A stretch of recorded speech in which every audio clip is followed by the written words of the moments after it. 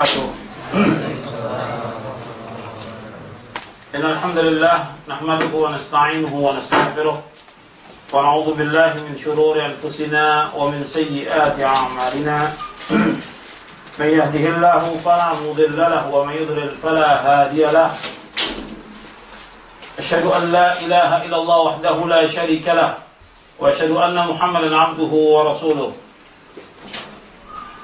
يا أيها الذين آمنوا اتقوا الله حق تقاته ولا تموتن إلا وأنتم مسلمون يا أيها الناس اتقوا ربكم الذي خلقكم من نفس واحدة وخلق منها زوجها وبث منهما رجالا كثيرا ونساء واتقوا الله الذي تساءلون به والأرحام إن الله كان عليكم رقيبا يا أيها الذين آمنوا اتقوا الله وقولوا قولا سديدا يصلح لكم أعمالكم ويغفر لكم ذنوبكم ومن يطع الله ورسوله فقد فاز فوزا عظيما أما بعد فإن أصدق الحديث كتاب الله وخير الهدي هدي محمد صلى الله عليه وعلى آله وسلم وشر الأمور محدثاتها وكل محدثة بدعة وكل بدعة ضلالة وكل ضلالة في النار.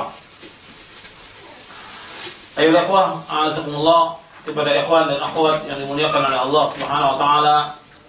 Alhamdulillah, kita bersyukur kepada Allah Subhanahu wa taala atas segala nikmat yang Allah karuniakan kepada kita, nikmat Islam, nikmat iman, nikmat sehat, nikmat afiat, nikmat dijauhkan oleh Allah Subhanahu wa taala dari berbagai macam malapetaka. Nikmat diberikan hidayah oleh Allah SWT di atas sunnah Nabi sallallahu alaihi wa ala alihi wasallam, dan nikmat diberikan kesempatan oleh Allah untuk menuntut ilmu syar'i. Sebab Nabi sallallahu alaihi wasallam bersabda, "Ni'matani maghbunun fihima katsirun minan nas, as-sihhatu wal faragh." Nabi sallallahu alaihi wasallam bersabda, ada dua nikmat yang banyak manusia tertipu dengan dua nikmat itu. Yang pertama nikmat sehat, yang kedua nikmat waktu luang. Dua ini banyak sekali manusia tertipu. Hadis ini sahih dari Imam Bukhari dan yang lainnya. Jadi kita diperintahkan oleh Nabi Muhammad SAW untuk memanfaatkan waktu yang Allah karuniakan kepada kita. Dan waktu yang Allah berikan kepada kita sangat banyak. Dan waktu itu harus kita gunakan sebaik-baiknya. Dan kita akan ditanya oleh Allah Subhanahu wa taala tentang waktu kita, tentang umur kita, digunakan untuk apa, dimanfaatkan untuk apa. Yaitu Nabi sallallahu alaihi wasallam bersabda dalam satu hadis yang sahih yang diriwayatkan oleh Imam At-Tirmidzi, Imam Ad-Darimi dengan sanad yang sahih dari sahabat Abu Barzah Al-Aslami. Nabi bersabda, "La tazulu qadam 'abdin yawmal qiyamati hatta yus'ala 'an 'umrihi fima afnah wa 'an ilmihi fima fa'ala wa 'an malihi min aina iktasaba wa fima anfaqa wa 'an jismihi fima ablah." Nabi SAW bersabda, tidaklah bergeser kedua kaki seorang hamba pada hari kiamat melainkan akan ditanya oleh Allah Subhanahu wa taala tentang umurnya dihabiskan untuk apa, tentang ilmunya diamalkan atau tidak, tentang hartanya dari mana dia peroleh dan kemana dihabiskan, dan tentang capek, lelah, letihnya untuk apa. Hadis ini sahih dan disahihkan oleh Syekh Al-Albani dalam silsilah hadits as-sahihah. Di dalam hadis ini Nabi SAW bersabda, tidaklah bergeser kedua kaki seorang hamba pada hari kiamat melainkan akan ditanya oleh Allah Subhanahu wa taala tentang 4 perkara. Yang pertama tentang umur. Kalau bicara soal umur, ikhwan fillah, azakumullah, berarti bicara tentang masalah waktu. Kalau umur berarti waktu, akan ditanya oleh Allah, umur kita, waktu kita untuk apa? Apakah untuk hal yang bermanfaat atau tidak? Apakah kita gunakan untuk beribadah kepada Allah atau tidak? Umur itu akan ditanya oleh Allah Subhanahu wa taala. Kemudian yang kedua, tentang ilmu yang kita pelajari, yang kita tuntut, yang kita cari, yang kita kaji, diamalkan atau tidak. Dan yang ketiga, tentang harta yang kita peroleh, dari mana harta itu kita peroleh. apakah dari yang halal ataukah dari yang haram. Kemudian kemana dihabiskan? Dua, kalau untuk harta dua pertanyaannya. Yang pertama dari mana kita peroleh, yang kedua kemana kita habiskan. Dan yang keempat tentang tubuh kita, capeknya, lelahnya, letihnya untuk apa? Jadi ini pertanyaan yang akan ditanyakan pada hari kiamat di samping pertanyaan-pertanyaan yang lain. Pertanyaan tentang bagaimana kita mentauhidkan Allah, bagaimana kita mengikhlaskan ibadah atau tidak kepada Allah, bagaimana kita mengikuti Nabi Muhammad SAW atau tidak, tentang sholat, tentang yang lainnya akan ditanya oleh Allah pada hari kiamat nanti. Itu ikhwan fillah, tentang masalah umur, ini betul-betul akan ditanya oleh Allah, dan kita perhatian tentang masalah umur ini. Kita gunakan untuk apa umur itu, akan ditanya oleh Allah. Dari mulai kita bangun tidur sampai kita tidur lagi, apa yang kita kerjakan. Tinggal kita pandai-pandai mengatur waktu. Jadi kalau orang bilang gak punya waktu dan gak ada waktu, gak mungkin. Untuk dunia dia bisa ada waktu. Untuk belajar ilmu yang sifatnya kifayah dia ada waktu. Masa untuk menuntut ilmu yang fardu ain, menuntut ilmu syar'i yang fardu ain, gak ada waktu, gak mungkin. Bahkan waktu libur ada, waktu luang juga ada. Kenapa dia gak gunakan untuk menuntut ilmu? Itu akan ditanya oleh Allah nanti. Jadi berapa tahun dia hidup ini, tinggal dilihat waktunya. Berapa yang sudah digunakan untuk kebaikan dan ketaatan kepada Allah, dan berapa yang untuk maksiat dan pelanggaran-pelanggaran. Kemudian juga tentang ilmu yang dia sudah tahu, diamalkan atau tidak ilmu itu. Kemudian harta juga, untuk perhatikan harta dari mana, apakah dari yang halal atau yang dari haram, dan juga kemana dihabiskan, apakah untuk taat kepada Allah, apakah untuk haji, apakah untuk umroh, apakah kita untuk memberikan nafkah kepada orang tua, istri, anak, apakah untuk foya-foya atau untuk yang sia-sia, akan ditanya harta itu. Dan juga capeknya kita, lelahnya, letihnya, untuk apa akan ditanya oleh Allah SWT. Ini 4 pertanyaan yang akan ditanyakan di padang mahsyar. Kemudian akan didina, azakumullah. Nikmat yang Allah berikan kepada kita ini sangat banyak dan tidak akan dapat kita hitung. Dan Allah Subhanahu wa taala menyebutkan dalam Al-Qur'an, di antara sifat manusia, dia sangat zalim dan ingkar kepada nikmat Allah. Bagaimana Allah berfirman dalam surah Ibrahim, wa ataakum min kulli ma sa'altumuh wa in ta'uddu ni'matallahi la tuhsuha innal insana ladzalumun kafar. Dan Allah telah banyak memberikan nikmat kepadamu. Seandainya kamu menghitung nikmat-nikmat Allah, kamu tidak akan dapat menghitung nikmat itu. Sesungguhnya manusia sangat zalim dan manusia sangat mengingkari nikmat. Dalam surah Ibrahim ayat 34.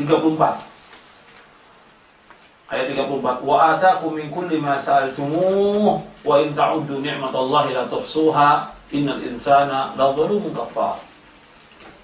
Dan Allah telah banyak memberikan segala apa yang kamu minta. Seandainya kamu menghitung nikmat-nikmat Allah, kamu tidak akan dapat menghitung nikmat itu. Sesungguhnya manusia sangat zalim dan sangat mengingkari nikmat. Jadi Allah menyebutkan tentang manusia ini, innal insan, artinya seluruh manusia zalum, atas wazan fa'ul, artinya sangat zalim. Isim mubalaghah. Kafar atas wazan fa'al, sangat mengingkari nikmat manusia ini, mengingkari nikmat Allah. Makanya untuk menghilangkan kezaliman manusia dengan dia berlaku adil. Berlaku adil untuk dirinya, berlaku adil kepada istrinya, berlaku adil kepada anaknya, dan berlaku adil kepada manusia. Dan keadilan yang paling adil, kata Imam Ibnu Qayyim dalam kitabnya Ad-Da'u Dawa, yaitu mentauhidkan Allah, menjauhkan syirik. Karena kezaliman yang paling zalim adalah syirik, menyekutukan Allah. Inna syirka la zulmun azim. Sesungguhnya syirik itu kezaliman yang amat besar. Makanya untuk menghilangkan kezaliman manusia, dengan kita mengkaji tauhid, maka insyaallah kita nanti akan mengkaji tentang masalah tauhid ini. Kemudian kafar, sangat mengingkari nikmat. Karena manusia sangat mengingkari nikmat, kewajibannya mereka bersyukur kepada Allah SWT. Dan orang yang bersyukur kepada Allah sangat sedikit. Allah berfirman demikian, wa qalilun min ibadiyasy syakur. Sangat sedikit dari hamba-hambaku yang bersyukur. Yang bersyukur kepada Allah sangat sedikit. Dan kita wajib mensyukuri nikmat Allah Subhanahu wa taala. Kemudian di dalam ayat yang lain Allah menyebutkan manusia itu jahul, sangat bodoh. Kalau jahil bodoh, jahul sangat bodoh. Allah berfirman di dalam surah Al-Ahzab, "Inna aradna al-amanata 'ala as-samawati wal ardi wal jibali fa abayna yahmilnaha wa ashfaqna minha wa hamalaha al-insan innahu kana zaluman jahula." Sesungguhnya kami tawarkan amanah ini kepada langit, bumi, gunung, semuanya tidak mau terima. Dan semuanya takut. Dan kami tawarkan kepada manusia dan manusia menerima amanah itu, dan semuanya manusia sangat zalim dan sangat bodoh.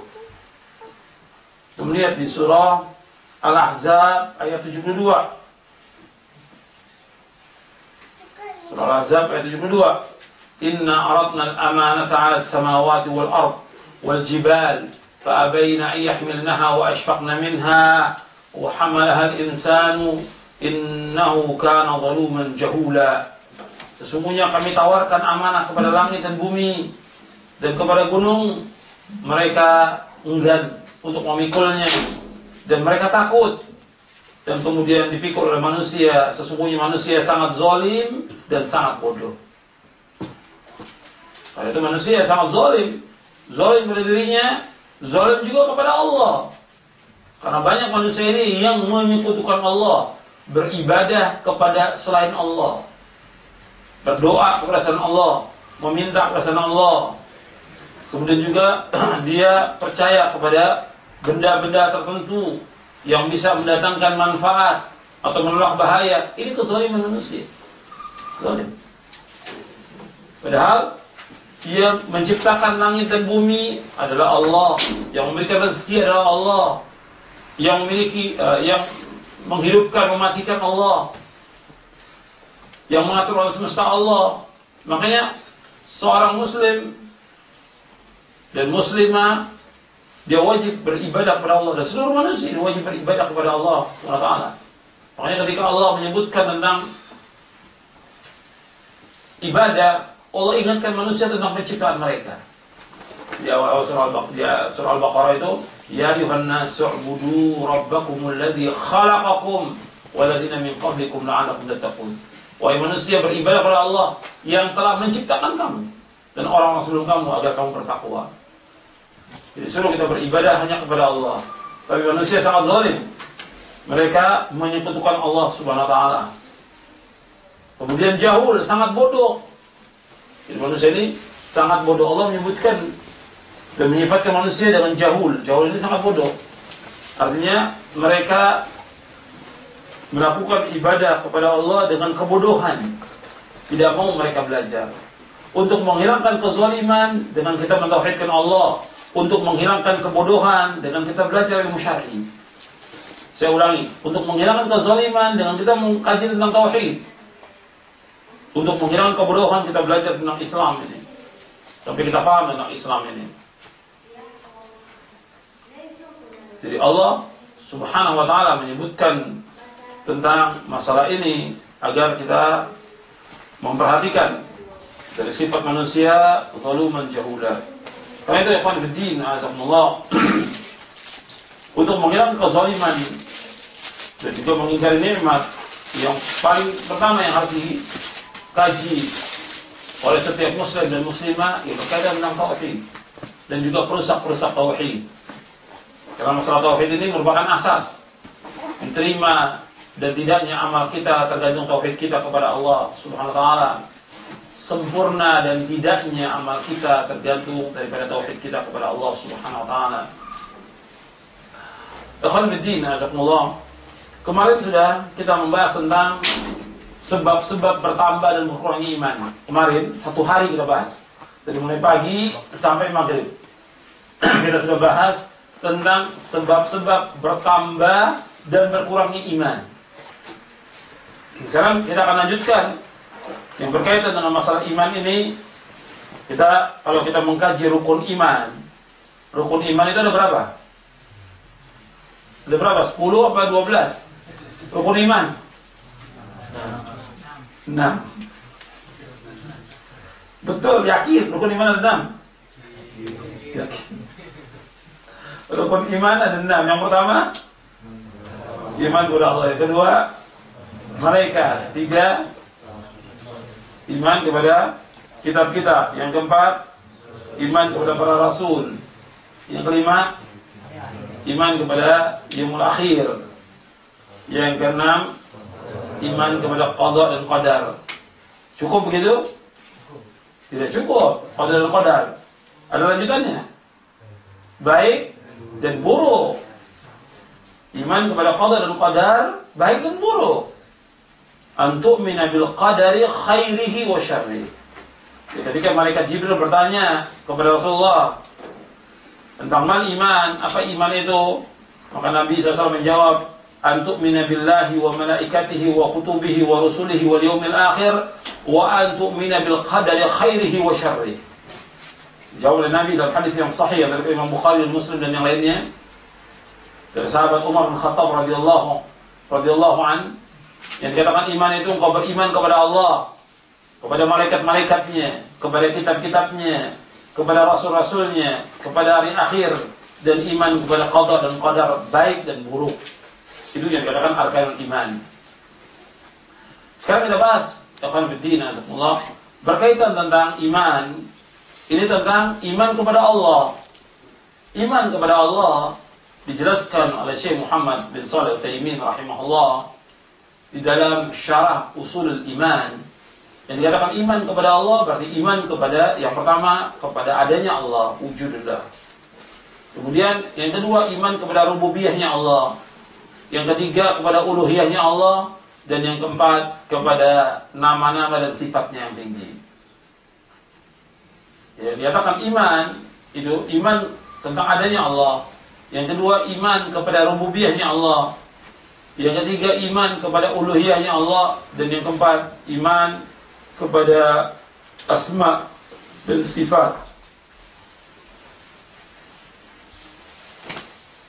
Saya akan jelaskan tentang masalah rukun iman ini dari buku saya, yaitu Syarah Aqidah. Ini buku saya, tulisan saya, Syarah Aqidah Ahlussunnah wal Jamaah. Buku ini. Saya akan jelaskan yang berkaitan tentang iman kepada Allah dan juga berkaitan tentang tauhid. Nanti setelah selesai ini baru saya akan jelaskan tentang perusak-perusak akidah yang masih diyakini oleh sebagian kaum muslimin. Apa saja? Saya akan rinci dengan contohnya nanti satu persatu. Jadi perusak-perusak akidah yang masih dilakukan oleh sebagian kaum muslimin. Di sini saya sebutkan tentang rukun iman. Artinya buku Syarah Aqidah yang saya tulis ini ada sampai 80 poin. Ini poin yang ketiga. Ya, lebih dari 80 poin ini.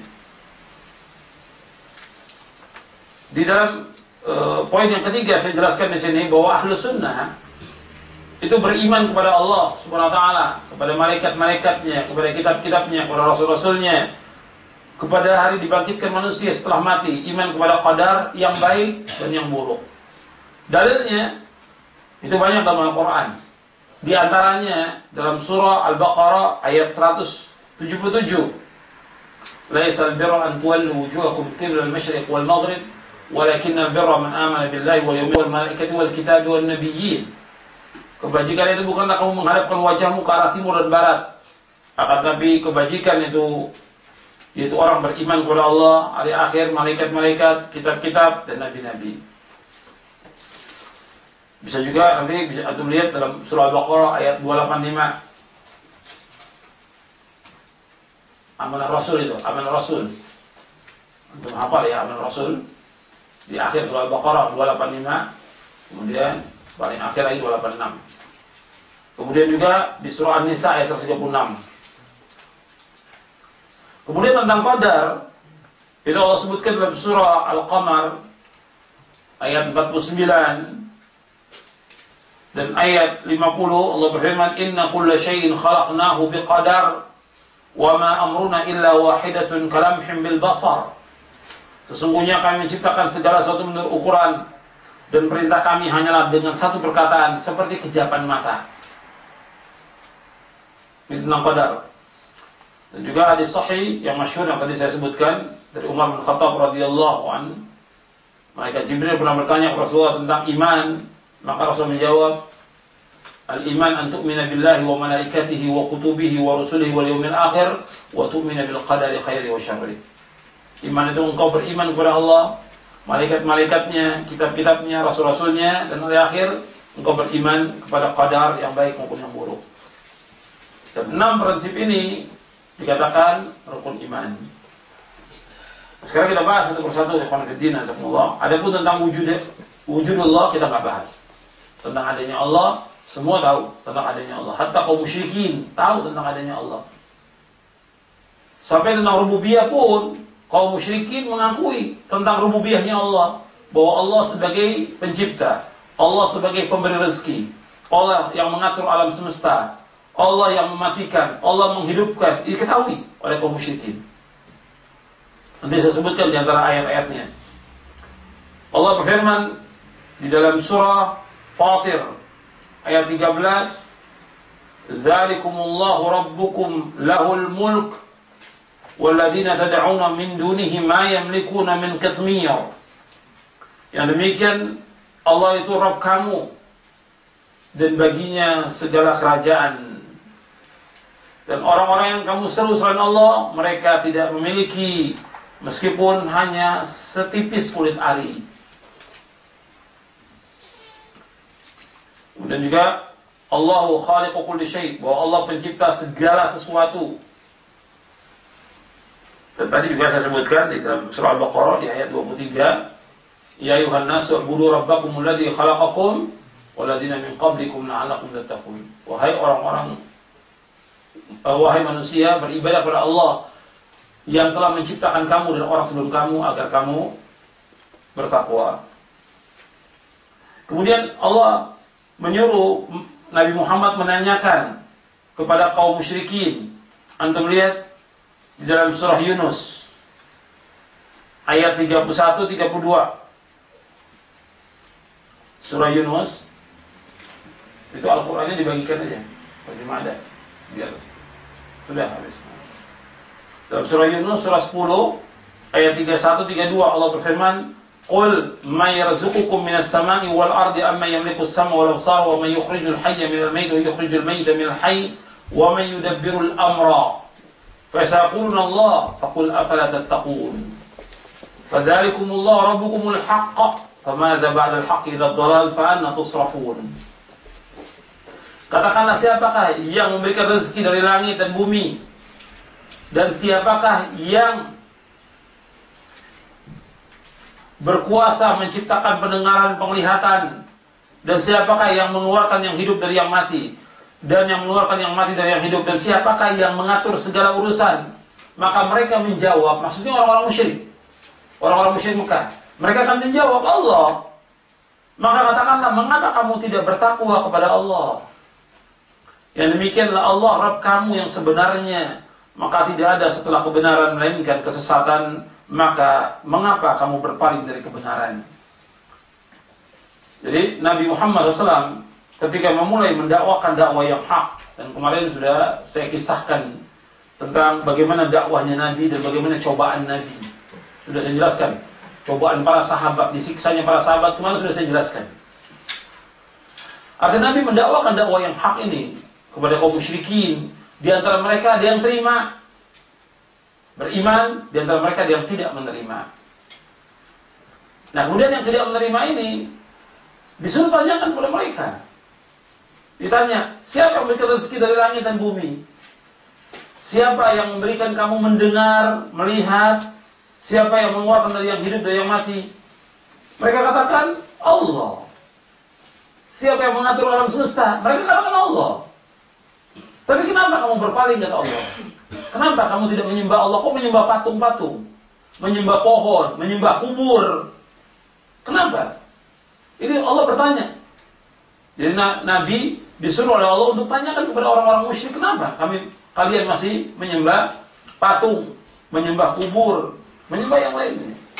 Padahal kalian mengakui bahwa yang menciptakan langit dan bumi adalah Allah SWT. Kemudian antum lihat lagi di dalam surah Al-Mu'minun ayat 86 sampai 89. Surah Al-Mu'minun. Allah berfirman, "Qul man rabbus samawati as-sab'i wa rabbul 'arsyil 'azim? Sayaquluna lillah qul afala tattaqun? Qul man biyadihi malakutu kulli syai' wa huwa yujiru wa la yujaru 'alaihi in kuntum ta'lamun. Sayaquluna lillah qul fa anna tusharun?" Siapakah Rabb yang memiliki langit dan bumi? Katakanlah siapa Rabb yang memiliki langit yang 7 dan Rabb Arsy yang agung. Mereka akan menjawab, milik Allah. Katakanlah, maka mengapa kamu tidak bertakwa?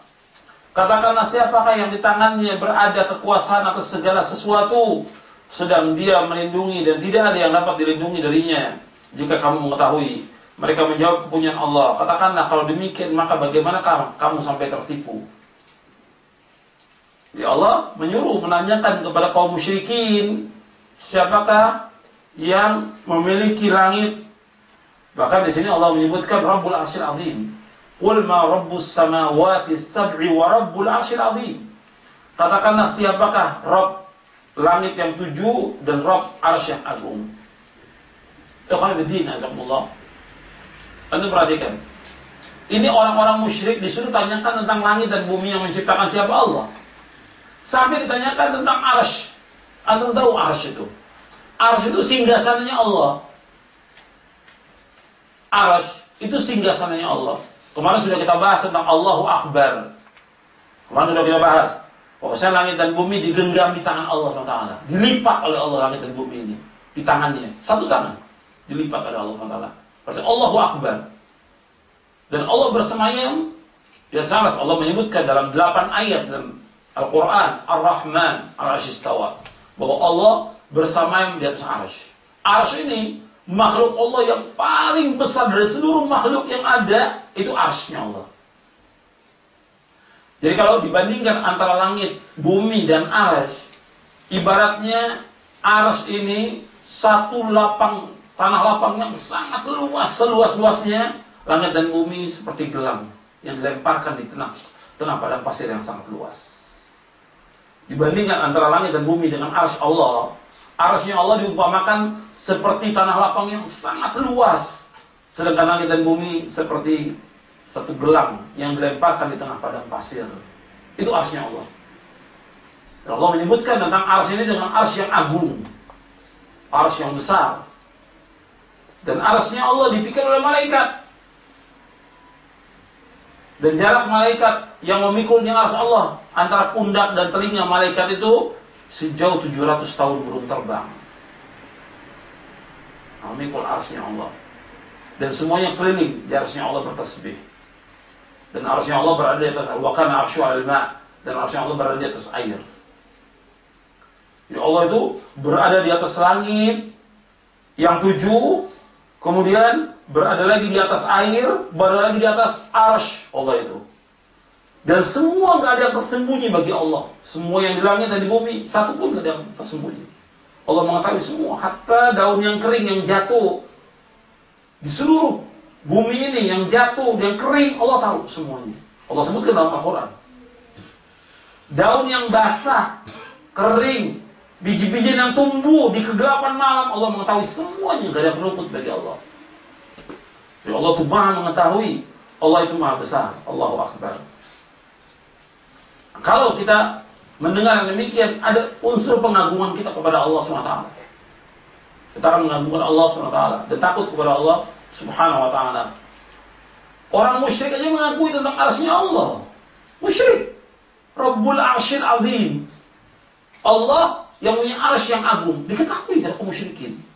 Makanya kalau ada umat Islam yang tidak tahu, ya keterlaluan. Musyrikin. Musyrik, dia menyembah patung, masih mengakui tentang adanya Arsy Allah SWT. Kok ada orang Islam yang tidak mengakui tentang Allah berada di atas langit, di atas Arsy? Ini wajib diyakini. Setiap mukmin dan mukminah wajib meyakini bahwa Allah itu berada di atas langit dan berada di atas Arsy. Makanya ketika Nabi bertanya kepada seorang budak, seorang jariyah, "Aina Allah?" Di mana Allah? Allah fis sama. Seorang budak yang belum pernah belajar kepada Rasulullah SAW. Ketika ditanya, budak ini masih kafir, mau dimerdekakan oleh Muawiyah bin Hakam As-Sulami. Ditanya oleh Nabi, tanya dulu dia. "Aina Allah?" Di mana Allah? Fis sama, di atas langit. Tanyakan kepada dia, "Wa man ana?" Siapa aku? "Anta Rasulullah," kau Rasulullah. Maka kata Nabi, "Atiqha fa innaha mu'minah." Merdekakan dia karena dia seorang mukminah. Merdekakan dia karena dia seorang mukminah. Jadi untuk menyatakan iman itu ditanya dulu, Allah di mana? Jadi Allah berada di atas langit, di atas arsy. Singgasananya Allah SWT. Allah pada hakikatnya tidak butuh pada tempat. Allah tidak butuh pada tempat. Tapi Allah menyebutkan dalam Al-Quran demikian, kita wajib menetapkan apa yang Allah tetapkan dalam Al-Quran dan Sunnah Nabi Al-Sahih. Orang-orang musyrikin mengakui tentang yang menciptakan langit dan bumi adalah Allah. Antum lihat lagi dalam surah Az-Zukhruf ayat 9.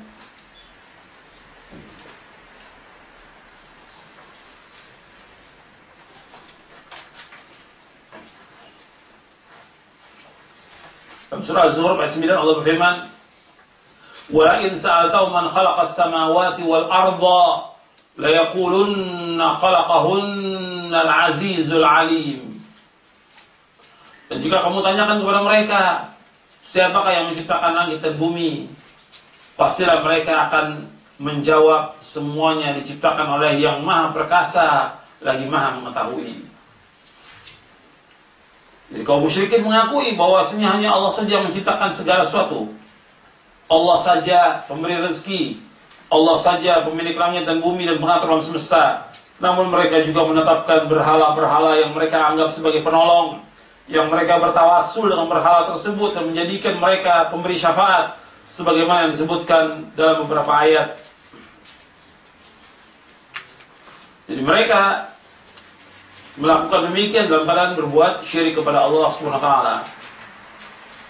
Jadi, ikhwan fillah, jazakumullah, pembahasan kita tentang tauhid rububiyah ini, Allah sebagai pencipta, Allah pemberi rezeki, Allah pemilik langit dan bumi, Allah pengatur alam semesta, Allah yang menghidupkan, mematikan. Ini diakui oleh kaum musyrikin. Jadi rububiyah ini diakui oleh semua orang. Bahkan kalau kita tanya kepada siapa saja, mesti jawabannya ya Allah yang menciptakan. Atau orang musyrik, atau orang kafir, mereka tetap ada berdoa. Orang kafir itu ada waktunya mereka berdoa. Sepanjang hayat dia mesti ada berdoa. Ketika ditanyakan kepada hatinya, kepada fitrahnya, ketika engkau berdoa, hatimu menghadap kemana? Mesti ke atas, pada Allah. Tentunya orang Jepang, di saat mereka ingat ada suatu waktu mereka kufur, syirik segala macam, mereka ada waktunya untuk berdoa, meminta. Ketika mengalami kesulitan atau yang lainnya, ketika ditanya kemana, hatinya menghadap, mesti kepada Allah, mesti ke langit. Ini fitrah. Fitrah mengakui demikian. Jadi fitrah mengakui tentang adanya Allah SWT. Makanya para rasul semuanya itu berkata kepada kaum musyrikin dan kepada raja-rajanya yang menolak dakwah ini, qalat rusuluhum afillahi syakkun fatiris samawati wal ard. Berkata para rasul, apakah ada keraguan-keraguan terhadap Allah pencipta langit dan bumi? Semua rasul mengatakan demikian. Jelas mereka tidak akan ragu Allah mencipta langit dan bumi. Tapi ketika diajak untuk beribadah kepada Allah, mereka tidak mau. Sampai Nabi Musa alaihissalam ini berkata kepada Firaun. Nabi Musa berkata kepada Firaun dalam surah Al-Isra, surah 17 ayat 102. Qala laqad alimta ma anzala haula'i ila rabbus samawati wal ardi basair wa inni la'adhunnuka ya Fir'aun mathbura. Musa menjawab, sungguh engkau telah mengetahui bahwa tidak ada yang menurunkan mukjizat-mukjizat kecuali Rabb yang memelihara langit dan bumi sebagai bukti-bukti yang nyata. Dan sungguh aku meyakini engkau wahai Fir'aun adalah orang yang pasti binasa. Artinya jawaban Nabi Musa pada Fir'aun, engkau pada akhirnya tahu yang menciptakan langit dan bumi itu Allah. Fir'aun mengatakan bahwa ana rabbukumul a'la, saya Tuhan yang paling tinggi, kata Firaun. Nabi Musa mengatakan, engkau sudah tahu yang menciptakan langit dan bumi Allah Subhanahu wa ta'ala. Dan gak ada yang menunjukkan mukjizat kecuali Allah. Kamu tahu. Di ayat yang lain juga Allah menceritakan tentang Firaun dan kaumnya. Allah berfirman, wajahadu biha wastayqanatha anfusuhum zulman wa 'uluwa. Mereka menolak, mengingkari mukjizat Allah karena kezaliman, kesombongan, padahal hati mereka meyakini kebenarannya. Allah sebutkan dalam surah An-Naml ayat 14. Dalam surah An-Naml ayat 14.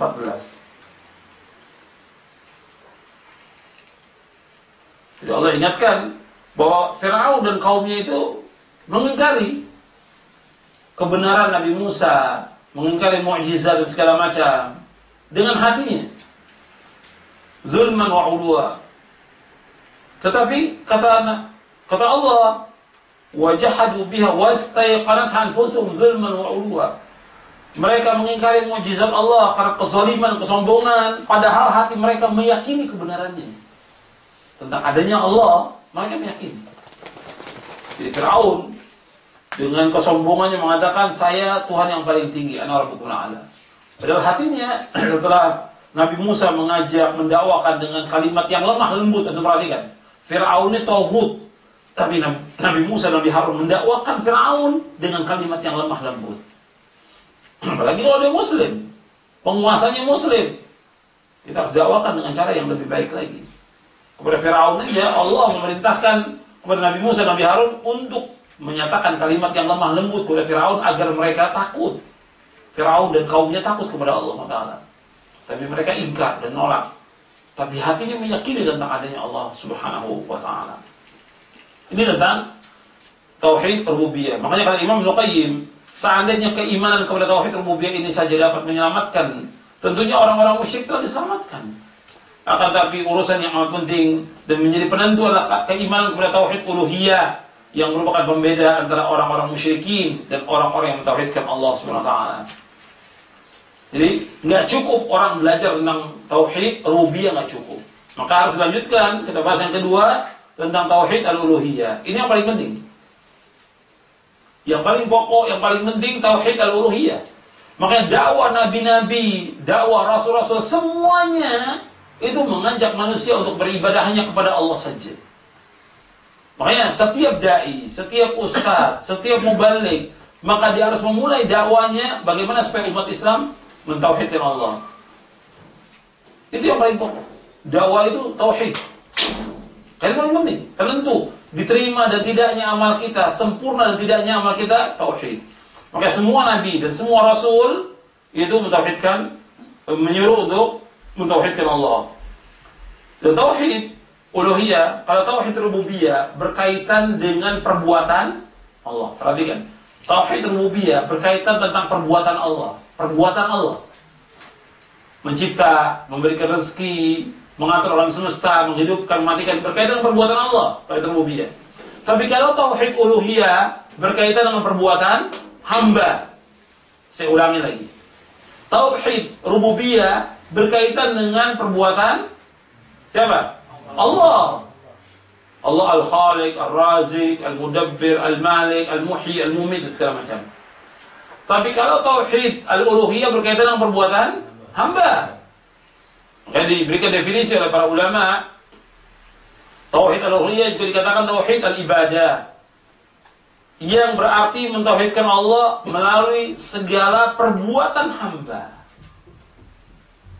Perbuatan hamba yang dengan cara itu dapat mendekatkan diri kepada Allah. Apabila hal itu disyariatkan, seperti berdoa. Yang perbuatan hamba, takut, itu khauf, raja, mengharap, mahabbah, cinta, zabah, menyembelih, bernazar, isti'anah, minta tolong, istighatsah, minta tolong di saat sulit, isti'adzah, meminta perlindungan, dan segala apa yang disyariatkan dan diperintahkan oleh Allah SWT dengan tidak menyekutukannya dengan sesuatu pun juga. Jadi, tauhid al-ibadah, tauhid uluhiyah ini mentauhidkan Allah melalui perbuatan hamba. Mentauhidkan Allah melalui perbuatan hamba. yang dengan cara itu ia dapat mendekatkan diri kepada Allah. Seperti berdoa, khauf, takut, roja, mengharap, mahabbah, cinta kepada Allah, dzabah, menyembelih, bernazar, isti'anah, minta tolong, istighatsah, minta tolong di saat sulit, isti'adzah, minta perlindungan, dan segala yang syariatkan. Nah, kalau ini ibadah-ibadah ini dipalingkan kepada selain Allah, Allah nggak ridho. Tidak ridho. Contohnya doa. Berdoa harus kepada Allah saja. Nggak boleh kepada yang lain. Allah berfirman di dalam surah Al-Mu'min atau surah Ghafir, surah 40 ayat 60. Wa qala rabbukum ud'uni astajib lakum.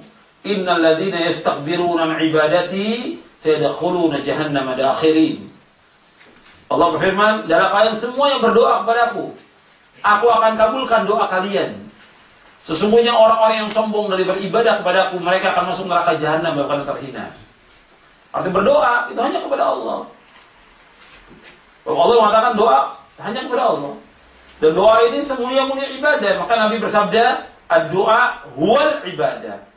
Doa itu adalah ibadah. Doa adalah ibadah. Ini sahih hadisnya. Riwayat Tirmidzi dan yang lain dari sahabat Nu'man bin Bashir. Adapun lafaz ad-doa mukhul ibadah, doa itu sumsumnya ibadah, dhaif hadisnya. Doa sumsumnya ibadah atau otaknya ibadah, dhaif hadisnya, lemah, enggak boleh dipakai. Yang sahih riwayatnya ad-doa huwal ibadah, doa itu adalah ibadah. Jadi harus kita panjatkan kepada Allah berdoa itu. Ketika orang berdoa atau meminta kepada malaikat, kepada Nabi Muhammad SAW, kepada wali, kepada yang lainnya, maka Allah tidak akan redho. Allah tidak akan redho apabila seorang hamba berdoa meminta kepada selain Allah. Allah nggak akan redho selama-lamanya.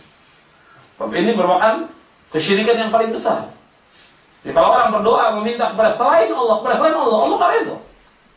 Jadi doa itu juga kepada Allah. Ud'uni. Artinya doalah kepadaku saja, kata Allah. Astajib lakum. Aku kabulkan doa kalian. Tapi kenyataan yang ada sebagian kaum muslimin dia berdoa kepada selain Allah. Datang ke kubur-kubur wali, kubur habib, kiai atau yang lain, kemudian minta di sana. Alasan ziarah ke kubur-kubur wali. Ini masih jutaan di Indonesia yang melakukan demikian. Jutaan di Indonesia. Ini syirkun akbar, syirik yang paling besar. Datangnya mereka ke sana untuk minta.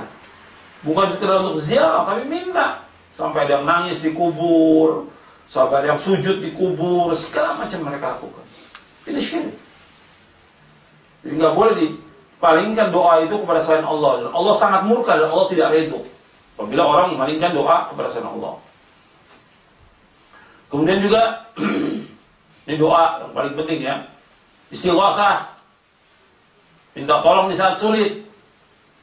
Ini juga dilakukan hanya kepada Allah. Dan Nabi SAW istighatsah itu ketika mengalami kesulitan yang luar biasa. Nabi istighatsah itu ketika apa? Ketika perang Badar.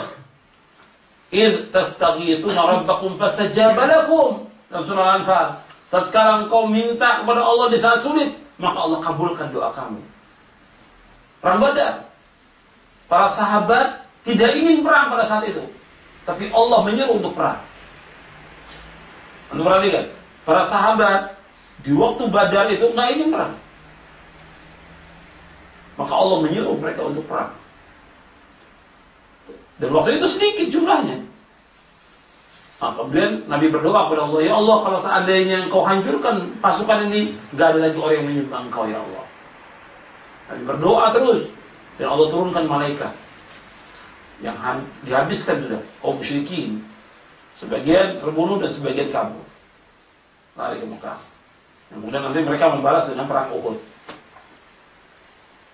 Makanya kisah yang paling menarik dalam peperangan itu dua. Yang pertama Badar, yang kedua Sulh Hudaybiyah. Kalau waktu Sulh Hudaybiyah, perjanjian Hudaybiyah, para sahabat ingin berperang, Nabi larang, nggak boleh. Siap sahabat untuk perang, nggak boleh, kata Nabi. Karena perjanjian Sulh Hudaybiyah. Makanya Nabi bersabda, la yadkhulun nar, tidak akan masuk neraka siapa? Man syahida Badran wa Hudaybiyah, Nabi.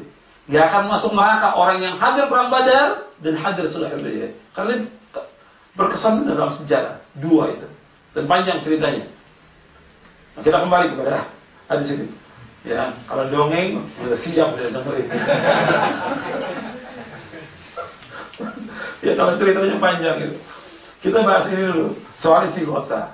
Jadi istighotsah itu hanya minta kepada Allah, tidak kepada yang lain. Ketika orang istighotsah minta kepada selain Allah, ya kepada wali atau yang lainnya, ini jatuh kepada syirkun akbar. Dan istighotsah dilakukan ketika peperangan oleh Nabi. Setelah itu Nabi nggak lakukan lagi. Dan Nabi sendiri berdoa kepada Allah istighotsah. Bukan untuk supaya main bola menang, akhirnya kalah. Kiai kumpul, ustaz kumpul doa supaya main bola itu menang, akhirnya kalah. Gara-gara apa? Gara-gara istighotsah. Jadi ini sudah penyalahgunaan. Yang mestinya dia minta kepada Allah di saat sulit. Dikiranya masih banyak bencana orang yang susah tuh banyak. Dia belum berdoa kepada Allah. Kau untuk bola. Dia berdoa. Akhirnya dan mengatakan pasti lagi, pasti menang. Akhirnya kalah 3-0. Jadi ini penyalahgunaan istighotsah. Istighotsah hanya kepada Allah dan di saat betul-betul sulit. Ini perang yang luar biasa, nyawa. Berkaitan dengan nyawa, darah dan harta. Maka Nabi berdoa waktu itu, kemudian Allah turunkan bantuan. Allah abadikan dalam Al-Quran istighotsah itu. Tidak seperti yang sekarang orang istighotsah, bahkan istighotsah datang ke kubur-kubur tertentu. Mereka minta di saat sulit. Ini perbuatan syirik. Kemudian isti'anah, minta tolong. Minta tolong juga hanya kepada Allah. Dan itu yang kita ikrarkan setiap hari. Iyyaka na'budu wa iyyaka nasta'in. Hanya kepada Engkau ya Allah kami beribadah, dan hanya kepada Engkau saja ya Allah kami mohon pertolongan. Hanya kepada Engkau saja. Iyyaka na'budu wa iyyaka nasta'in. Seluruh isi Al-Quran itu induknya Al-Fatihah. Maka dikatakan Al-Fatihah itu umul Quran, umul kitab. Al-Fatihah intinya Al-Fatihah, iyyaka na'budu wa iyyaka nasta'in. Hanya kepada Engkau ya Allah kami beribadah, hanya kepada Engkau saja ya Allah kami mohon pertolongan. Makanya Nabi SAW berwasiat kepada sahabat Ibnu Abbas. Wasiat Rasul kepada Ibnu Abbas radhiyallahu anhuma, Rasulullah SAW bersabda, "Idza sa'alta fas'alillaha wa idza ista'anta fasta'in billahi." Apabila engkau minta kepada Allah saja. Apabila engkau minta tolong kepada Allah saja, tidak kepada yang lain. Jadi kita minta tolong kepada Allah Taala. Iyyaka na'budu wa iyyaka nasta'in. Dan ini yang Nabi ajarkan kepada para sahabat radhiyallahu ajma'in. Makanya para sahabat itu orang-orang yang mulia, aziz, mulia. Dia tidak minta kepada manusia, tidak merendahkan diri kepada manusia, tidak menghinakan diri kepada manusia, tapi minta dia hanya kepada Allah Taala. Itu mulia. Makanya dalam Islam minta tidak boleh. Manusia ketika diminta nggak senang dia. Itu yang berkaitan dengan pribadi ya, nggak senang, nggak boleh. Dilarang dalam Islam. Bahkan orang yang suka minta untuk kepentingan pribadinya, untuk makan, untuk minum segala macam, itu berarti dia minta bara api, kata Rasulullah. Dia minta sedikit atau banyak. Kemudian nanti orang yang minta itu di hari kiamat nggak ada mukanya, nggak ada dagingnya, tengkorak dia datang. Karena apa? Nggak punya rasa malu. Tempat malu ya di sini. Dia nggak punya rasa malu. Makanya di hari kiamat, walaysa fi wajhi muz'atul lahmin, kata Nabi. Tidak ada mukanya di hari kiamat itu. Penghinaan kepada orang yang suka minta. Yang berkaitan dengan pribadi, yang berkaitan dengan kaum muslimin, itu nggak ada masalah. Kita punya anak yatim, pondok, atau kita mau bangun sekolah, kita minta kepada kaum muslimin, nggak ada masalah. Bukan pribadi. Atau kita mau adakan daurah, ini perlu bantuan dari kaum muslimin, boleh nggak masalah. Tapi kalau pribadi nggak boleh, ya boleh dilarang. Jadi minta kepada Allah saja. Minta tolong hanya kepada Allah Subhanahu wa taala. Adapun minta tolong kepada manusia mampu dalam rangka ta'awun tolong menolong boleh. Allah berfirman, "Wa ta'awanu 'alal birri wat taqwa wa la ta'awanu 'alal itsmi wal 'udwan." Adalah kalian tolong menolong perbuatan baik dan takwa, dan jangan tolong menolong perbuatan dosa dan maksiat. Ini yang berkaitan dengan isti'anah, minta tolong kepada Allah. Kemudian isti'adzah. Isti'adzah ini minta perlindungan. Ini juga minta perlindungan kepada Allah. Gak boleh minta perlindungan kepada selain Allah, gak boleh. Dulu, di zaman jahiliyah, orang kalau melewati tempat yang menyeramkan, itu baca, kalau di kita itu baca numpang-numpang. Permisi, numpang-numpang. Karena takut sama jinnya. Dan di zaman jahiliyah seperti itu. Nabi ajarkan, apabila kamu melewati tempat yang demikian, atau singgah di tempat, maka bacalah a'udzu bikalimatillahi tammati min syarri ma khalaq. Aku berlindung pada kalimat-kalimat Allah yang sempurna dari kejahatan makhluknya. Itu yang dijelaskan Nabi. Enggak boleh kita minta tolong pada jin, kalau mereka minta tolong pada jin. Jadi dia sebut-sebut nama rajanya jin itu yang ada di tempat itu. Dalam Islam nggak boleh. Maka sepanjang sejarah Nabi nggak pernah minta tolong pada jin. Pada waktu Nabi hijrah dari Mekah ke Madinah, itu ada jin masuk Islam. Dan dia ajak kaumnya untuk masuk Islam, bukan satu.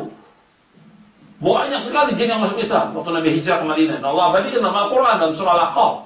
Di akhir-akhir surah Al-Ahqaf diabadikan. Tapi Nabi nggak pernah minta tolong kepada jin.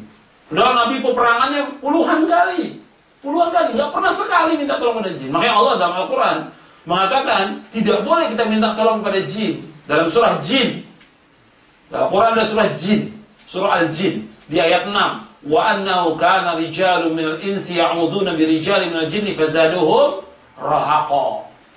Sesungguhnya ada sebagian manusia minta tolong kepada jin, maka jin itu bertambah sombong dan manusia bertambah takut. Nggak boleh minta tolong kepada jin. Disuruh minta tolong kepada Allah. Isti'adzah, maka kita baca ketika baca Al-Quran, a'udzu billahi minasyaitonir rajim. A'udzubillah, aku berlindung kepada Allah, bukan kepada jin, dari gangguan syaitan yang terkutuk. Jadi, yukhani fiddina, azakumullah, kita minta perlindungan kepada Allah dari gangguan syaitan, gangguan jin. Berlindung kita, isti'adzah. Jadi minta tolongnya kepada Allah, bukan kepada manusia. Contoh yang lain lagi tentang masalah perbuatan hamba, yaitu zabah, menyembelih. Menyembelih ini harus dilakukan karena Allah, semata-mata karena Allah menyembelih itu, zabah itu. Jadi nggak boleh orang menyembelih untuk berhala, untuk kuburan, atau untuk jin, nggak boleh, dilarang. Atau untuk menolak bala, menolak bencana, ini syirik. Sebab ikrar kita, inna sholati wa nusuki wa mahyaya wa mamati lillahi rabbil alamin la syarika lahu wa bidzalika umirtu wa ana awwalul muslimin. Dalam surah Al-An'am. Sesungguhnya salatku, ibadahku, hidupku dan matiku semata-mata karena Allah Rabbul Alamin. Tidak sekutu bagi Allah, demikian aku perintah, dan aku tidak termasuk orang yang berbuat syirik. Dan aku yang pertama kali Islam. Jadi menyembelih harus karena Allah dan semata-mata karena Allah. Kalau ada orang yang menyembelih kepada selain Allah, itu Allah murka. Makanya dalam hadis Nabi yang sahih yang diriwayatkan oleh Imam Ahmad dan Muslim, Nabi bersabda, "La'anallahu man dzaba li ghairillahi." La'anallahu man la'ana walidayhi. La'anallahu man ghayyara manal ardh. Nabi bersabda, la'anallahu man dzabaha li ghairillah. Allah melaknat orang yang menyembelih bukan karena Allah. La'anallahu man la'ana walidayhi. Allah melaknat orang yang melaknat kedua orang tuanya. La'anallahu man ghayyara manal ardh. Allah melaknat orang yang merubah patok-patok tanah. La'anallahu man awa muhdithan. Allah melaknat orang yang melindungi penjahat. Jadi ada 4. Nabi menyebutkan dalam hadis yang sahih yang diriwayatkan oleh Imam Muslim dari sahabat Ali bin Abi Thalib radhiyallahu anhu. Nanti yang riwayat Imam Ahmad lagi mal'unun man dzaba li ghairillah. Dilaknat orang yang menyembelih bukan karena Allah. Jadi Allah melaknat orang yang menyembelih bukan karena Allah. Allah melaknat orang yang melaknat kedua orang tuanya. Allah melaknat orang yang melindungi penjahat. Yang keempat, Allah melaknat orang yang merubah patok-patok tanah. Hadis sahih Muslim. Jadi orang yang menyembelih bukan karena Allah, dia menyembelih untuk berhala, dia menyembelih untuk seperti orang ada menyembelih, menanam kepala sapi atau kerbau untuk bangunan. Ini menyembelih bukan karena Allah. Menyembelih untuk sesaji. Apakah menyembelihnya ayam atau kambing atau sapi atau yang lainnya nggak boleh. Ini syirik.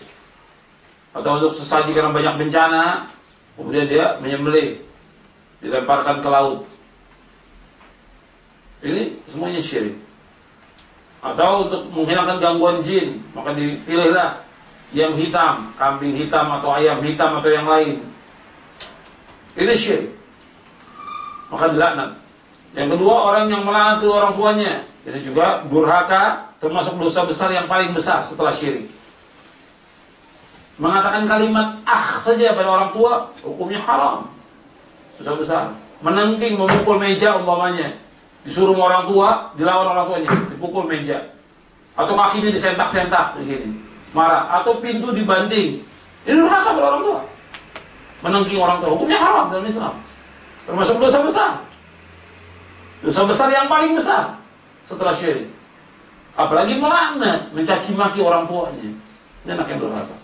Yang ketiga, orang yang melindungi pelaku kejahatan. Yang mesti pelaku kejahatan yang dihukum, dilindungi, nggak boleh. Ada sebagian ulama memaknakan 2. Ada yang membaca dengan kalimat muhditsan, ada yang membaca dengan kalimat muhdatsan. Kalau muhditsan, dibaca muhditsan artinya dia melindungi penjahat. Tapi kalau muhdatsan, dia melindungi ahlul bid'ah. Ulama ada yang membaca dengan muhdatsan. Artinya dilaknat Allah orang yang melindungi ahlul bid'ah, tokoh ahlul bid'ah. Nggak boleh dilindungi. Dia harus dihajar, diboikot, dijauhkan. Bukan dilindungi. Yang keempat, orang yang merubah patok-patok tanah. Hadis ini ada dalam kitab Tauhid. Hadis ini ada dalam kitab Tauhid. Jadi merubah patok tanah. Umpamanya tanah kita 1000 meter, kita rubah setengah meter gitu, patoknya. Ambil tanah orang lain. Ini dilaknat oleh Allah. Dan orang yang mengambil tanah orang lain sejengkal aja, nanti dia akan memikul 7 bumi pada hari kiamat. Dikalungkan dengan 7 bumi. Makanya tanah kita, kalau kita punya tanah, jangan kita lewati patoknya itu. Melebihi tanah orang lain, sejengkal aja akan dikalungkan dengan 7 bumi pada hari kiamat nanti. Kita kembali pada di sini. Pembicaraan kita berkaitan dengan, yaitu tentang masalah menyembelih. Menyembelih karena Allah. Memberi ibadah kepada Allah yang mulia. Maka Allah kaitkan 2 tentang ibadah ini. Salat dengan menyembelih. Fasholli li rabbika wanhar. Hendaklah kamu salat Muhammad karena Allah dan menyembelih karena Allah. Karena orang-orang musyrikin biasa mereka menyembelih untuk siapa? Untuk berhala. Untuk berhala mereka menyembelih. Kita nggak boleh. Makan dagingnya pun nggak boleh. Jadi ini tentang menyembelih. Kemudian juga tentang nazar. Kalau orang bernazar, dia harus lakukan semata-mata karena Allah. Nggak boleh bernazar dia ke kuburan wali atau yang lain, etika di sana nggak boleh. Kalau bernazar yang sifatnya maksiat, syirik, nggak boleh dilaksanakan. Wajib dibayar kafarah. Tapi bernazar yang taat, wajib dilaksanakan. Wajib bernazar, tahun ini saya kalau sembuh dari sakit atau kalau saya dapat bonus, saya mau berangkat haji, wajib dilaksanakan haji tahun ini. Itu nazar. Nazar wajib dilaksanakan. Tapi sebaiknya nggak bernazar.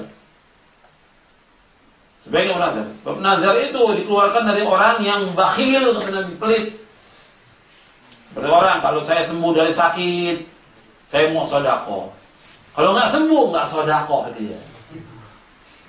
Kalau saya lulus, saya insya Allah mau sodako. Kalau saya umpamanya dapat bonus, saya mau sodako. Kalau nggak dapat bonus, nggak sodako.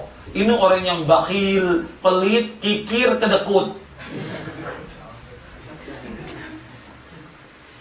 Jadi nazar pada hakikatnya makruh. Sebagian ulama mengatakan haram. Tapi kalau dia sudah bernazar, wajib dilaksanakan. Orang Islam harus menunaikan nazar. Selama nazar taat. Kalau maksiat nggak boleh. Nazar di maksiat nggak boleh. Jadi disebutkan oleh para ulama tentang ini. Sebagian ulama mengatakan makruh. Syekhul Islam condong berharam nazar itu. Nazar. Jadi sebaiknya kita nggak pernah, tapi kalau sudah pernah menyatakan nazar, ya wajib dilaksanakan. Wajib dilaksanakan. Selama nazar itu nazar taat. Tapi kalau maksiat, syirik atau bid'ah nggak boleh dilaksanakan. Nazar itu, dia wajib bayar kafarah. Kita kembali. Jadi ini di antara contoh-contoh tentang perbuatan makhluk yang harus dilakukan semata-mata karena Allah. Nggak boleh dipalingkan kepada selain Allah SWT. Kalau dipalingkan, maka Allah murka. Kemudian ya Allah berfirman dalam surah Al-Baqarah ayat 163. Allah berfirman, "Wa ilahukum ilahu wahid, la ilaha illa huwa ar-rahmanur rahim." Dan Rabb kamu adalah Allah yang Maha Esa. Tidak ada ilah yang sesembahan yang ibadah dengan benar melainkan hanya Allah yang Maha Pemurah lagi Maha Penyayang.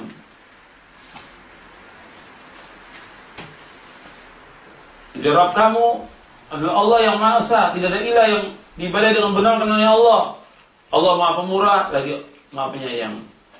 Syekh Al-Allamah Abdurrahman bin Nasir As-Sa'di rahimahullah yang wafat tahun 1376 Hijriah, gurunya Syekh Utsaimin rahimahullah, dia berkata tentang ayat ini, tentang surah Al-Baqarah 163, kata beliau bahwasanya Allah itu tunggal zatnya, nama-namanya, sifat-sifatnya, perbuatannya.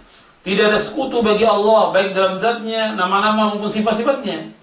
Tidak ada yang sama dengan Allah Subhanahu wa ta'ala.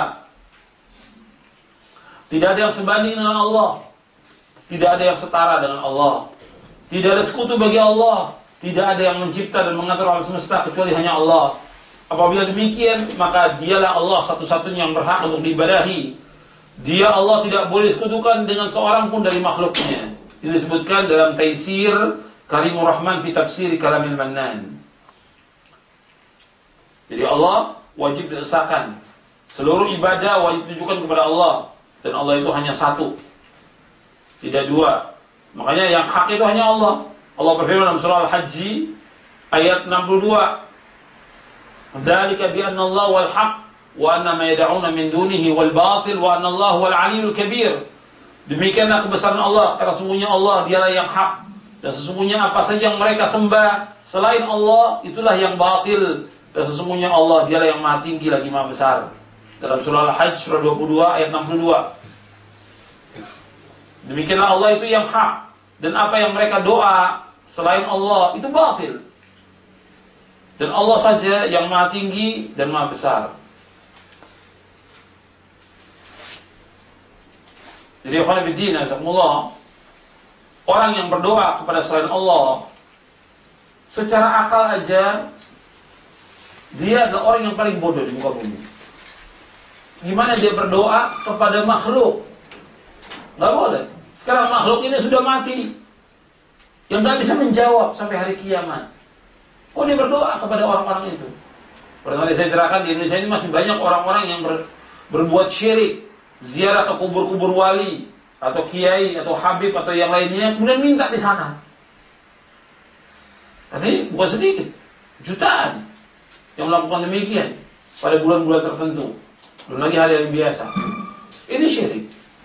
Dan Allah sudah ingatkan bahwa inilah orang yang paling bodoh di muka bumi dan yang paling sesat di muka bumi. Orang yang berdoa dan meminta kepada selain Allah. Allah menyebutkan dalam surah Al-Ahqaf ayat 5 dan 6. Wa man adallu mimma yad'u min dunillahi ma la yastajibu lahu ila yaumil qiyamah wa hum an du'aihim ghafilun. Wa idza husyira an-nasu kanu a'daan wa kanu bi ibadan kafirin. Dalam surah Al-Ahqaf, antum lihat. Di ayat 5 dan 6. Wa man adallu mimman yad'u min dunillahi ma la yastajibu lahu ila yaumil qiyamah wa hum an du'aihim ghafilun. Dan tidak ada orang yang paling sesat melainkan orang yang berdoa kepada selain Allah yang tidak bisa menjawab sampai hari kiamat. Dan mereka lalai dari doa mereka. Wa idza husyiran nasu kanu lahum a'da'an wa kanu bi'ibadatihim kafirin. Dan apabila dikumpulkan manusia pada hari kiamat, maka mereka akan menjadi musuh dan mereka mengingkari ibadahnya mereka. Artinya orang-orang yang disembah itu akan mengingkari. Saya tidak pernah menyuruh dia untuk menyembah saya. Yang disembah Nabi, Nabi-Nabi yang disembah itu akan mengingkari. Saya tidak pernah nyuruh mereka untuk beribadah kepada saya. Termasuk Nabi Isa alaihissalam akan mengingkari nanti kepada orang-orang Nasrani yang menjadikan dia sebagai Tuhan, yang beribadah kepadanya. Diingkari Nabi Isa alaihissalam pada hari kiamat. Bahkan Allah menyebutkan, seandainya pun orang meminta berdoa, nggak bisa jawab. In tad'uhum la yasma'u du'aakum walau sami'u mastajabu lakum wa yawmal qiyamati yakfuruna bisyirkikum wa la yunabbi'uka mithlu khabir. Antum lihat dalam surah Fatir. Surah Fatir di akhir ayat 13 dan kemudian ayat 14. Surah Fatir surah yang 35. Di akhir ayat 13. Walladzina tad'una min dunihi ma yamlikuna min qitmir in tad'uhum la yasma'u du'aakum walau sami'u mastajabu lakum wa yawmal qiyamati yakfuruna bisyirkikum wa la yunabbi'uka mithlu khabir.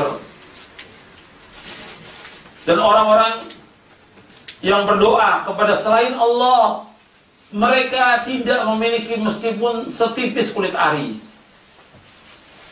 Ketika Allah turunkan ayat ini ya di Jaziratul Arab, dan mereka tahu tentang kurma. Kurma kalau dibuka itu di atas bijinya kurma itu ada kulit yang tipis, itu namanya kulit ari. Mereka tahu itu. Allah mengatakan, dan orang-orang yang kamu berdoa padanya tidak memiliki setipis kulit ari. Dia nggak bisa menciptakan. Setipis kulit ari itu nggak bisa menciptakan. Yang menciptakan Allah SWT. Kenapa kalian berdoa kepadanya? In tad'uhum la yasma'u du'aakum. Seandainya kalian berdoa kepada patung-patung, kubur-kubur dan segala macam yang kalian anggap orang-orang soleh, nggak bisa mendengar doa kalian. La yasma'u du'aakum. Walau sami'u, seandainya mereka mendengar yang di kubur itu, mastajabu lakum, tidak bisa menjawab, tidak bisa mengabulkan doa kalian. Wa yaumal qiyamati yakfuruna bisyirkikum, dan pada hari kiamat mereka mengingkari kesyirikan kalian. Wala yunabbi'uka mithlu khabir, dan tidak ada yang dapat mengabarkan seperti Allah yang Maha mengetahui. Tidak ada yang bisa mengabarkan kecuali Allah yang Maha mengetahui. Jadi Allah ingatkan di sini bahwa orang-orang yang berdoa kepada Allah ini orang yang sesat di muka bumi, orang yang paling bodoh. Mereka nggak mendengar, mereka nggak bisa menjawab, apalagi mengabulkan doa orang yang hidup. Masih banyak orang yang datang ke sana untuk memenuhi hajatnya. Bahkan kadang-kadang ada sebagian orang mau pergi ke negeri kafir, urusannya belum lolos, datang ke kuburan Habib supaya bisa berangkat juga. Ini syirik. Ini syirkun akbar. Bahkan orang mau haji, mau ibadah haji, tetap masih pamit ke kuburan kiai atau habib supaya selamat, kata dia. Ini syirik. Dan dia minta sesuatu kepadanya. Jadi ini banyak sekali ya kenyataan yang ada di kita itu, perbuatan-perbuatan syirik yang nanti saya insyaAllah akan contoh-contohkan keyakinan-keyakinan yang rusak, keyakinan yang rusak, dan juga akidah-akidah yang memang sudah jauh dari Islam yang masih dilakukan oleh sebagian kaum muslimin. Karena itu ikhwan fillah, jazakumullah, dakwah yang dakwakan oleh para nabi dan para rasul itu memulai dengan tauhid, nggak ada lagi yang lain.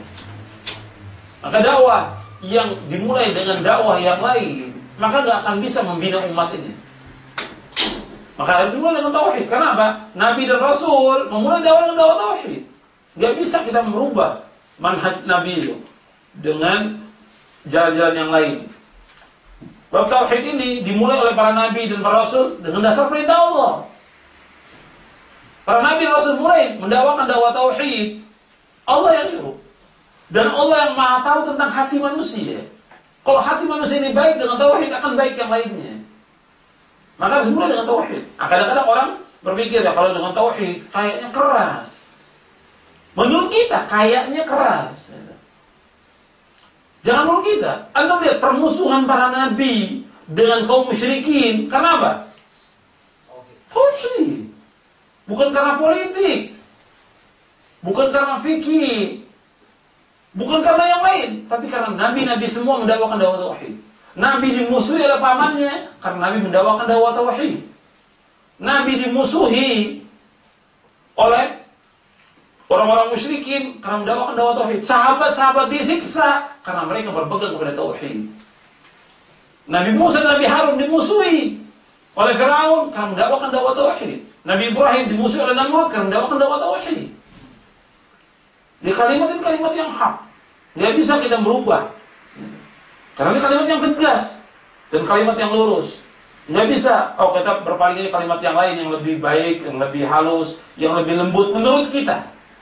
Nggak bisa. Ini nas dari Quran dan Sunnah. Makanya Allah berfirman dalam surah An-Nahl ayat 36, "Wa laqad ba'atsna fi kulli ummatin rasulan an i'budullaha wa ijtanibut taghut." Dan sungguh kami telah utus pada setiap umat seorang rasul. Setiap rasul dakwanya adalah akan beribadah kepada Allah dan jauhkan taghut. Taghut apa yang disembah selain Allah, kata Imam Malik. Kullu ma'ubida min dunillah. Setiap apa yang disembah selain Allah adalah taghut. Semua nabi rasul dakwah tauhid. Bagaimana umat ini mentauhidkan Allah itu yang paling pokok. Makanya kalau kita ini ceramah tentang tauhid aja setahun nggak cukup. Nggak cukup. 2 tahun juga nggak cukup. Sampai khutbah Jumat itu kalau tiap Jumat kita khutbah, itu setahun ini belum selesai kita untuk dakwah tauhid. Makanya ada seorang muridnya Syekh Albani itu khutbah Jumat tentang tauhid, kemudian dibukukan jadi 4 jilid, lebih dari setahun. At-tauhidu awwalan law kanu ya'lamun. Tauhid yang pertama kalau mereka mengetahui. Jadi isinya tentang tauhid aja khutbah itu. Sudah dibukukan dalam bahasa Arab. 4 jilid.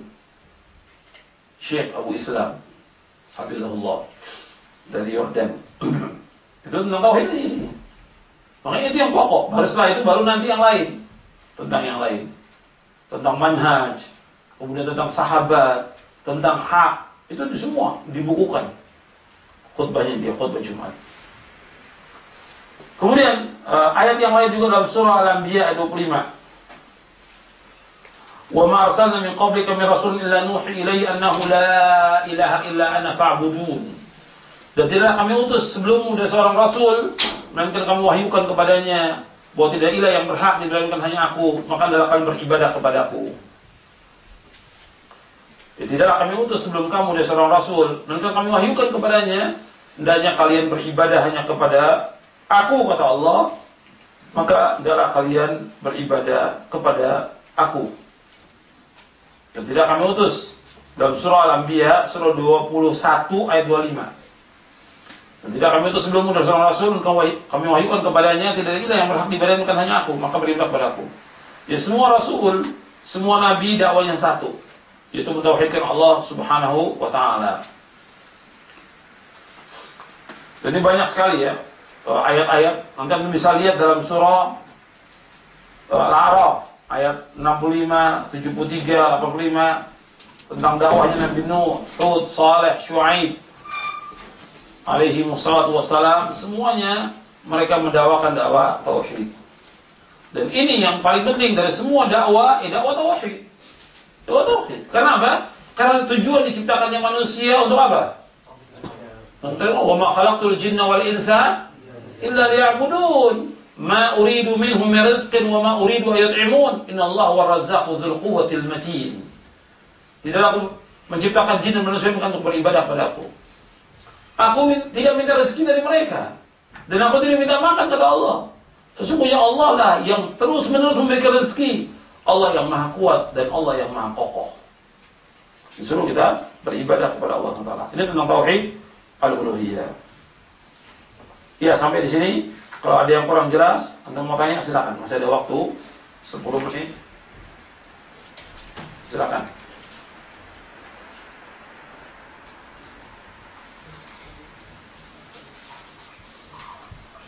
istighosah itu hanya untuk umum Ustaz pribadi? Iya, yang dikatakan istighatsah itu minta tolong di saat sulit kepada Allah, di saat kita mengalami kesulitan. Dan kaitannya ini juga berkaitan dengan masalah umum, dengan kaum muslimin. Ya kalau pribadi kita, ya kita doa aja masing-masing. Ya kita berdoa di saat-saat yang dikabulkan doa kita di waktu malam, atau di saat Jumat ini juga, dari mulai khatib naik mimbar sampai terbenam matahari, itu terkabul doa. Nah, manfaatnya kita untuk berdoa kepada Allah Ta'ala, terutama pada asar sampai terbenam matahari. Itu hari yang dikabulkan doa kita.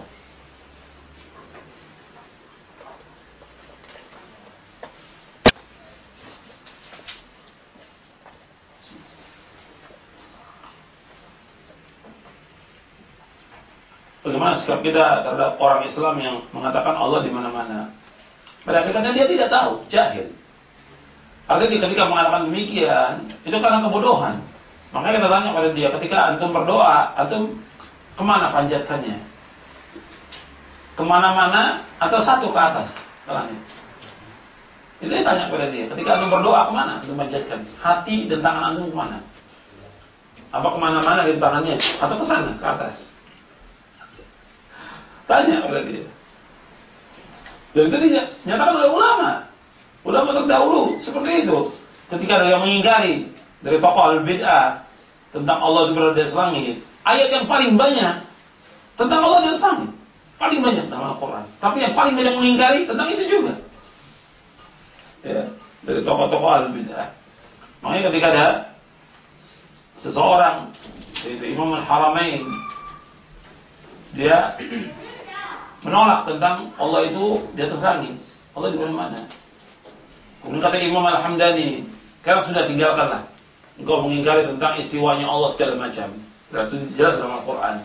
Sekarang kalau engkau berdoa, hatimu kau hadapkan ke mana? Bisa nolak dia, ke langit, kepada Allah. Sampai dia mengatakan, dia pukul kepalanya depan muridnya, Hayyaran Hamdani, Hayyaran Hamdani. Hamdani telah membuat saya bingung, kata dia. Sudah jelas semua. Ketika berdoa, hatta orang kafir menghadap ke langit.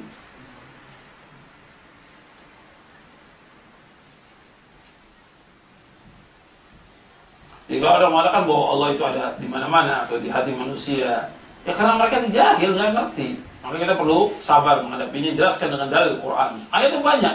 Sekarang tanya kepada dia, ketika kamu sujud bacanya gimana? Subhan rabbiyal a'la. Maha suci Allah yang maha tinggi. Tinggi berarti di mana adanya? Langit. Sabbihisma rabbikal a'la. Setiap Jumat Nabi baca 2 surah.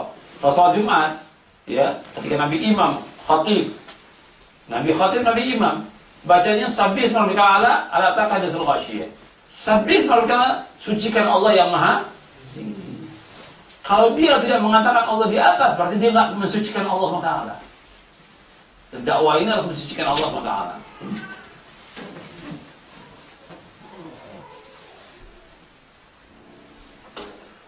Apakah orang yang melakukan kemusyrikan sama dosanya dengan pelaku kemusyrikan? Ya tidak. Kalau kita mampu mengingkari, kita ingkari. Tapi dosanya jelas tidak sama.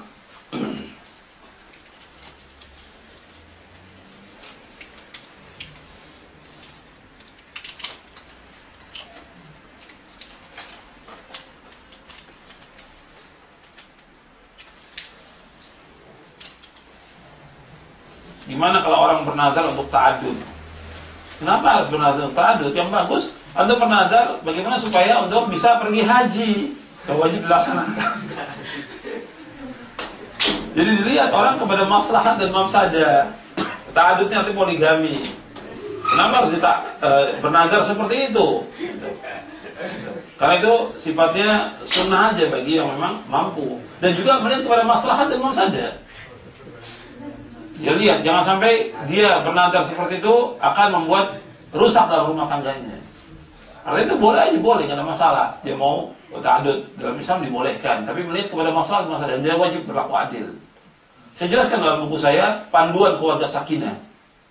Buku itu tebal ya, lebih dari 400 halaman.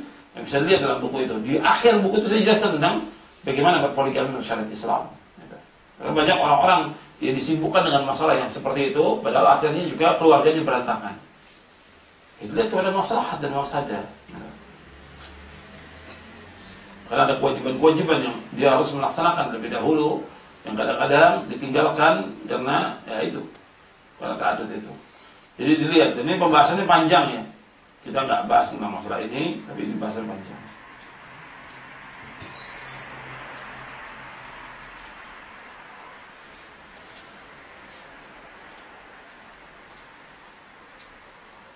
Ada teman saya membakar rokok, kemudian tajamkan ke bawah pohon. Saya tanya untuk apa? Untuk minta tolong kepada jin. Nah bagaimana? Ya syirik ini minta tolong kepada jin. Merokok hukumnya haram dalam Islam. Rokok itu hukumnya haram dalam Islam. Dan sepakat para ulama tentang haramnya. Termasuk juga Majelis Ulama Indonesia sudah mengeluarkan fatwa tentang haramnya rokok. Haram. Kan? Kalau dia sengaja menancapkan sesuatu untuk minta tolong kepada jin, jatuhnya syirik. Syirik. Karena minta tolong kepada jin. Allah sebutkan dalam surah Al-Jin ayat 6 tadi, wa annahu kana rijalun minal insi ya'udzuuna bi rijalin minal jinni fazadahum rahaqa. Dan sebagian manusia yang minta tolong kepada jin, maka jin itu bertambah sombong. Enggak boleh, hukumnya haram dan ini syirik. Dia minta tolong hanya kepada Allah. Kalau kita sudah jelaskan kepada dia, dia tidak mau, ya kewajiban kita hanya menyampaikan. Wa ma'ala rasuli illal balagh. Tidak ada kewajiban Rasul dia menyampaikan. Kalau di sini katakan sudah sampaikan tapi orang itu menolak. Ya kalau menolak sudah tinggalkan. Jadi kita jangan memaksakan kehendak kepada orang. Yang penting kita kewajiban kita menyampaikan dengan ilmu yang pertama. Yang kedua sampaikan dengan lemah lembut. Yang ketiga sampaikan dengan kemampuan kita. Yang keempat sabar. Sudah. Kewajiban kita menyampaikan.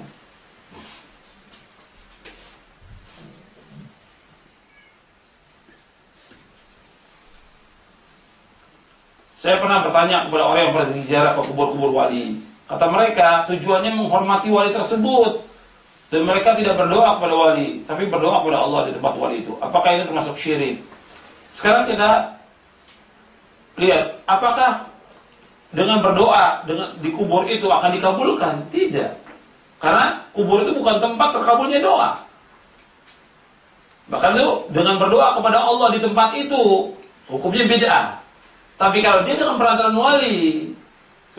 wali, hukumnya juga bid'ah. Tapi kalau dia minta dengan wali itu, jatuhnya syirik. Nah sama dengan orang-orang musyrikin. Ketika orang-orang musyrikin menyembah berhala, ditanya, kenapa kalian menyembah berhala? Apa jawab mereka? Ma na'buduhum illa liyuqarribuna ilallahi zulfa. Allah berikan dalam surah Az-Zumar di awal-awal itu, kami tidak menyembah berhala itu, tapi berhala yang kami sembah ini untuk mendekatkan diri kepada Allah. Mereka berwasilah, tawasul, nggak boleh. Tawasul ulama nggak boleh. Jadi kalau mereka, ya Allah kabulkan doa saya dengan perantaraan wali ini, jatuhnya dia adalah bid'ah. Tapi kalau dia minta dengan perantaraan wali inilah terkabulnya semua doa, syirik jatuhnya. Itu dibedakan oleh para ulama tentang masalah itu.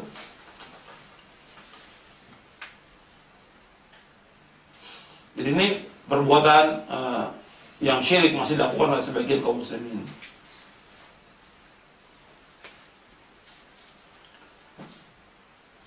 Bagaimana orang sholat subuh, dia melakukannya siang, jika diperintah oleh atasan untuk masuk kerja lebih pagi.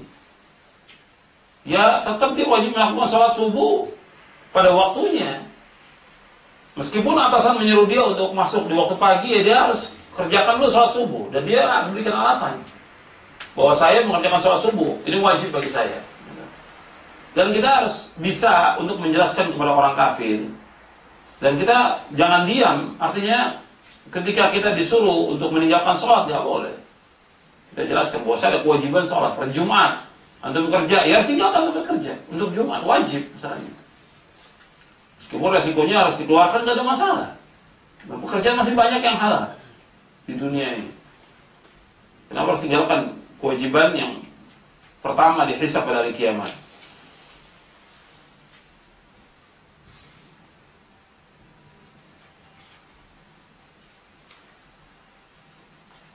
Orang yang meminta-minta tidak baik, namun dalam Al-Quran dilarang menghardik orang yang minta-minta. Yang perintah untuk memberi, bagaimana? Jadi minta-minta kalau memang orang itu sulit, susah. Ada orang yang sulit, susah. Dia datang kepada kita minta, boleh kita kasih. Wa ammas sa'ila fala tanhar. Adapun orang yang minta, jangan kamu hardik mereka. Itu betul-betul dia minta yang memang nggak mampu. Tapi seperti di Indonesia itu banyak orang minta-minta yang memang dia profesinya minta-minta. Dengan diberikan, ya besok kerja lagi dia begitu, minta lagi. Atau dia ngamen, minta-minta, nggak boleh dikasih, nggak boleh dikasih. Berikan pelajaran kepada dia. Apakah demokrasi juga termasuk taghut? Ya demokrasi juga termasuk taghut. Ya bagaimana mensikapinya? Ya kita mendakwakan dengan cara yang baik. Tapi kita katakan bahwa undang-undang, demokrasi, pemimpin ini zalim, taghut. Manfaatnya apa? Manfaatnya apa? Ya semua itu harus dengan pembinaan. Dan ada orang yang kadang-kadang mengatakan pokoknya berhukum dengan syariat hukum Allah kafir. Sekarang faedahnya mengatakan kafir apa manfaatnya? Yang terbaik kita bina. Nabi juga nggak mengatakan ini berhala ini syirik, berhala ini syirik. Nabi nggak katakan begitu. Nabi sampaikan dakwah kepada mereka dengan cara yang baik. Dakwah. Maka orang tidak hikmah dalam dakwah yang terjadi ya pertumpahan darah. Pertumpahan darah yang ada seperti di Indonesia. Orang yang memberontak segala macam. Ya kelompok-kelompok yang keras itu akhirnya terjadi celaan buat kaum muslimin. Dia mengatakan, oh yang ada undang-undang ini taghut, ini semuanya kafir. Kemudian akhirnya mereka ngebom. Yang rusak nama Islam dan kaum muslimin. Dan nggak menyelesaikan apa? Tidak dikatakan jihad, tidak bermanfaat buat dia, tidak bermanfaat buat Islam, tidak bermanfaat buat kaum muslimin, yang jelas kerugian yang ada. Ya, orang-orang yang picik yang seperti ini. Jadi kita mengatakan seperti itu, apakah itu taghut atau yang lainnya, manfaatnya apa? Kita sampaikan kepada mereka. Mereka itu nggak ngerti apa-apa. Agama Islam yang nggak ngerti mereka. Awam. KTP-nya Islam dia awam. Makanya yang terbaik kita dakwahkan dengan cara yang terbaik, dengan ilmu. Yang kedua dengan lemah lembut. Karena mereka Islam. Kepada Firaun aja Nabi Musa, Nabi Harun diperintahkan dakwah dengan lemah lembut. Faqula lahu qawlan layyinan la'allahu yatadzakkar wa yakhsha. Katakan kepada Firaun dengan kalimat yang lemah lembut, mudah dia takut kepada Allah. Apalagi ini pemimpin yang ada Islam, pejabatnya Islam, yang mereka nggak paham tentang Islam. Nah kita menyampaikan dengan cara yang baik. Tapi kalau mengkafirkan, taghut, kafir, taghut, manfaatnya apa? Maka tidak hikmah dalam dakwah yang dilakukan oleh sebagian anak-anak muda yang justru membuat kerusakan di muka bumi ini. Ya saya pikir cukup sampai di sini dalam persiapan untuk Jumat. Dan insya Allah kita lanjutkan nanti setelah makan siang kajian ini sampai sore insya Allah. Wassalamualaikum warahmatullahi wabarakatuh. Subhanallah wa bihamdihi. Asyhadu an la ilaha illallah wa atubu ilaik. Assalamualaikum warahmatullahi wabarakatuh.